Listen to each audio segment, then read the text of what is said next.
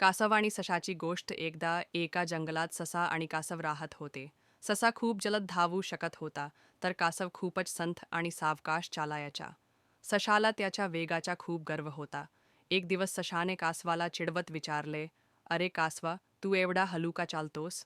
माझ्याशी शर्यत करशील का?" कासव शांतपणे म्हणाला, "हो, नक्कीच. आपण शर्यत करूया." सर्व प्राणी जमा झाले आणि शर्यत सुरू झाली. ससा जोरात धावत गेला आणि कासव मात्र सावकाश पण सातत्याने चालत राहिला. सशाला वाटले, हा कासव अजून खूप मागे आहे, थोडा वेळ झोप घेतो, आणि तो झाडाखाली झोपून गेला. दरम्यान कासव काही थांबला नाही.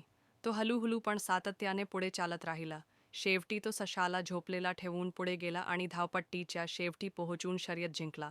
जेव्हा ससा उठला, तेव्हा कासव आधीच जिंकलेला होता. सशाला खूप लाज वाटली.